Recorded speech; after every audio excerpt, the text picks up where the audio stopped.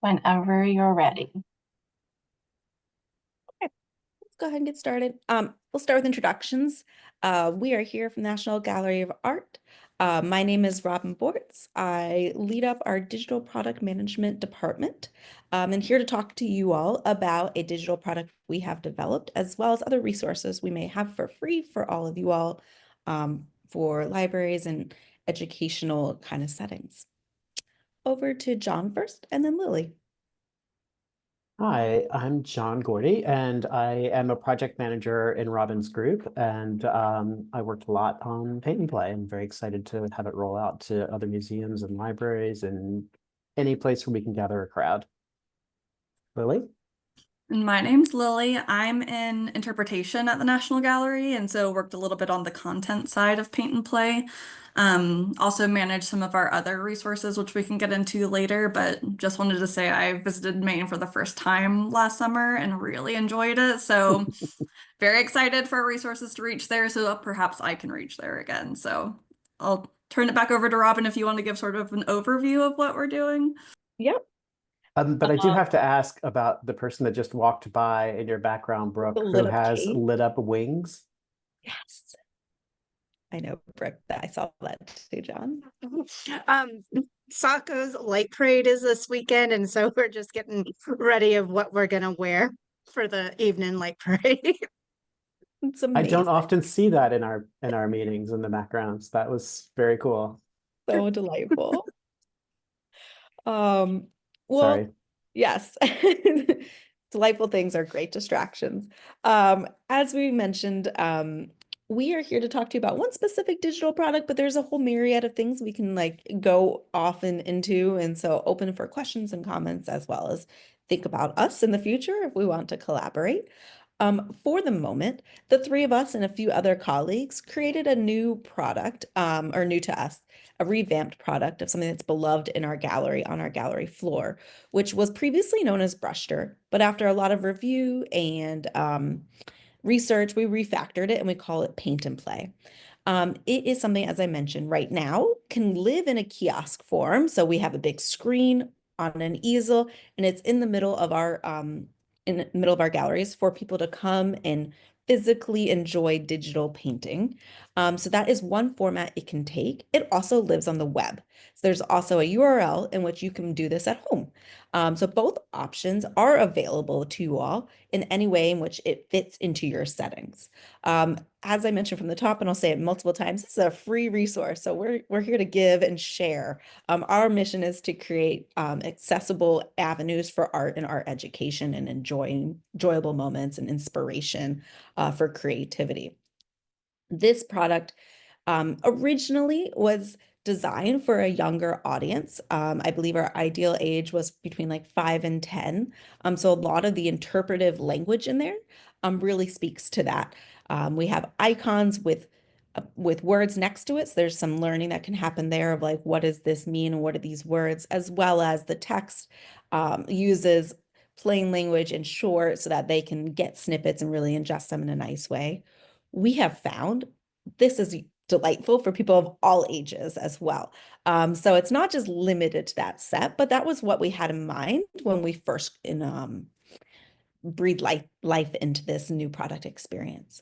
The product is at first a bit of a blank canvas, so people can use it in many different ways. You can go ahead and jump in and just create whatever comes to mind. But as well, on the left-hand side in a minute when I share my screen, you'll see we feature some specific artist, and each time you change to a different artist, the palette and the brush technique shifts. So there is that bit of connective learning there that happens whether you want to read or not, but there's that dynamicness to it that also helps show different art styles and technique and color that are appropriate per period and per artist. So there's a lot of variety in there, and you can look for inspiration. And we've noticed people just look at the item on the left and try to copy it, or they look at what's around them and copy it, or they just come up with whatever's on their mind and create. We are interested in seeing if this would be a good fit to put in libraries on their computer as like a resource that's already there for kids to come up and just enjoy. Or if you'd like to mount, a screen in a lobby if there's room for that. We can also talk you through that process for us and how it might apply to you. Or even last but not least, it could just be a link on your website as a free at-home resource. It does really well on tablet size in landscape orientation and up screens. So we've seen it in educational settings on things like Chromebooks. The other important feature to talk through is that it is touchscreen enabled. So if you have that tablet, you can use your finger or a stylus. And similarly, why I mentioned the Chromebook, so any like computer that has that touchscreen screen to it, it's really useful for that. My youngest is 3, and she's tried it with my trackpad, doesn't work as well, but on my husband's tablet that's touchscreen, she just goes to town with it. So it can be used with a mouse or with any stylus or even your finger. In our setting, in our gallery, we have a really high-end touchscreen, an infrared touchscreen. And so we use just general paintbrushes, quite frankly, because it is such a lovely touch-enabled experience. And you'll see some of those pictures in a little bit. I'll share my screen just to show you a little orientation of the product, unless there's any specific questions so far. All right.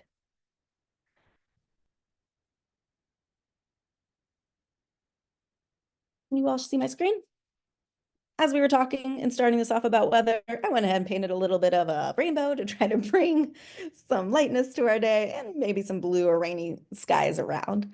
But as I mentioned, here on the left is where you can see the various artistic expressions that are available.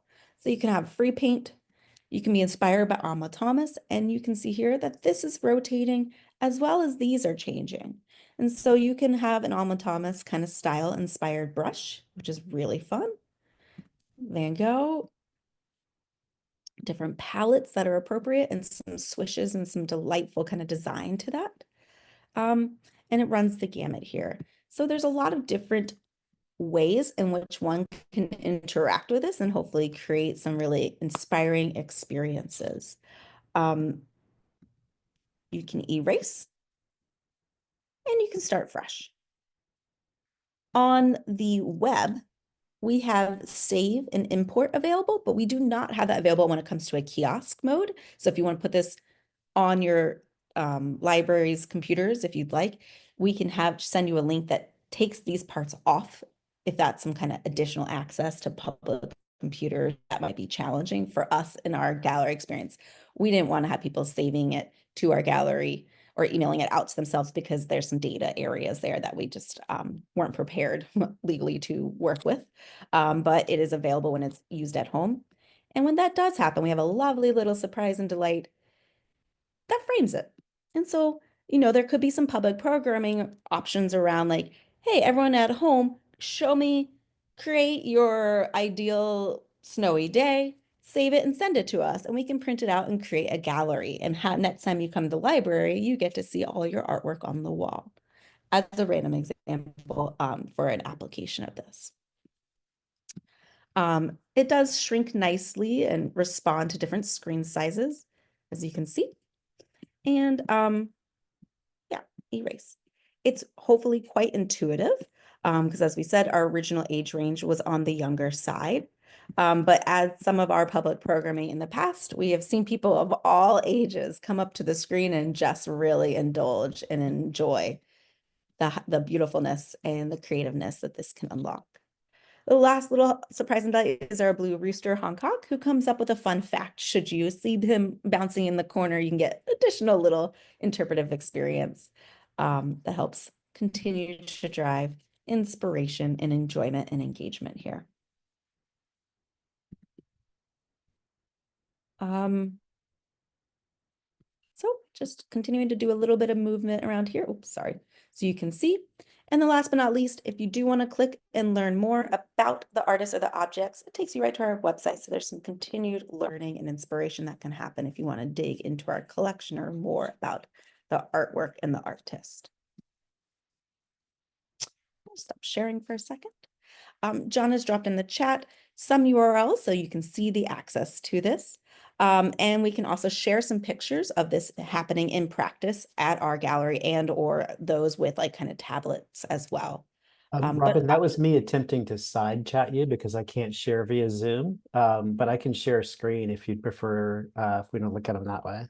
for the pictures, Yeah, I can't. I Sure. tried to put them into the Zoom chat, but I can't. But let me share a screen real quick and I'll show you Great. some pictures of paint and play in yes, I action. turned off the chat when I was for the recording here. So. Let's see. So hopefully you're able to see the pictures of the kids working with Zoom. This will give you an idea of like what kids can do on an iPad, but also give you a sense of the scale of what it's like when they're working on the big screen. And also just to show you what it's like at an evening event. The adults love it, and I also love that with the kids and the adults, it's terrific to see how it inspires collaboration. Often when we do art activities, it's everybody goes off with their sheet of paper and they do their own thing and then they come back. And this is a really neat thing because, you know, you've got actually never see anyone at the evening events come up and like do it on their own. They're always sharing. The kids, on the other hand, you know, I've seen some meltdowns. So it's a learning how to share. Yep. And that's a great point that I forgot to mention. I mentioned it was touch screen, but with our touch screens, we have the infrared touch. It does allow for multi-touch. So that Mhm. was an enhancement we did intentionally for hopefully sharing. Sometimes yes. But two people can come up to it if you have the right technology, or more. It can be two or more, can come up and engage together so they can co-create. We've seen people draw lines down the center and say, this is my space, this is your space, whatever the desire is. We did find that was a lovely community engagement aspect that was really important for us, was to allow for multiple people to approach the screen at once and be able to enjoy and engage. And lastly, I'll just reiterate that these are free resources. We're just hoping to share with you all because we believe in providing this access to art and art education and art resources. And with that, I will hand it over to Lily real fast just to say a few other resources we might have available should you all be interested. Yeah, so thinking again to kids sort of lining up at the kiosk, I will say on our signage we have like please limit to 5 minutes if there's a line behind you, which is sort of like a self-policing piece, but we found it to be nice if we have some promotional stickers of like you can play paint and play at home, so we're happy to send you those for free if you do end up having this on site, and also just to sort of share the word. But beyond that, we have some teaching posters, which are just full-size posters of works in our collection. On the backs, they have some information about the artist and the artworks, and then some classroom activities, since these were originally made for teachers, but can brighten any space. And then beyond that, we have some bookmarks that we'd also be happy to share with you for free. Works from the collection, some guiding questions on those in English and Spanish. The posters are also in English and Spanish. And then, I mean, beyond that, we in interpretation are looking to sort of broaden our multi-generational scope. So we are more than happy to, if that's sort of a resource that you're looking to create, we'd love to collaborate with you, learn more about what you're looking for in that sort of programming. So I'll put my my email in the chat, but feel free to share my email far and wide, and looking forward to talking. So if there's any other questions about any resources, I'm happy to answer. Yeah, and underlying all of this is that, you know, we really want the National Gallery to be a national resource. And so we're reaching out to you all as a, you know, a trusted source in Maine to help us share the word. And yeah, anything we can do to help you all do that, let us know. And similarly, as they both said, we are eager to learn too. So please reach out if you have things that work and that don't work. We would love to hear about it, as this is a newer-ish product for us. We want to be partners. This isn't just a one-way street we're pushing out. We'd love to hear from you all, like, hey, this was great and it did XYZ, or this really fell down in this area. Consider this for an improvement. We're never done. We're always looking to improve and to tweak and to see what fits best. I think that's a bit of the end of our dog and pony show, unless John or Lily, you guys have other things to share, but open for any questions or additional That's thoughts. all my dogs, all my ponies. I actually do have a question. I'm curious how the specific artists were chosen. Oh, Lily, do you want to take that one? Yeah, it was a very hard decision. We tried to have men and women represented, different time periods represented, different art styles represented. But I will say it was a very difficult decision, and we're definitely thinking ahead of what else we can add. So if anyone has anything in mind, we'd love to hear. We've also sort of been playing with thoughts of like maybe there's other versions of paint and play that could happen too that are more focused on specific subjects or time periods. I don't know. There's a lot of options. Well, and also, I mean, so we work a lot of times with the learning interpretation group, and I will often have my mind blown when I start to work with them. And one of the things that I came into this thinking like, yeah, we'll have multiple painters. Yeah, we'll have this brushstroke, and this brushstroke. And one of the first meetings that we had with you all, you said, oh, there's so many ways to apply paint. Don't restrict yourself to brushstrokes. So like the splashing and the, like all the different ways that paint can be applied. I think that's one of the most inspirational things about paint and play.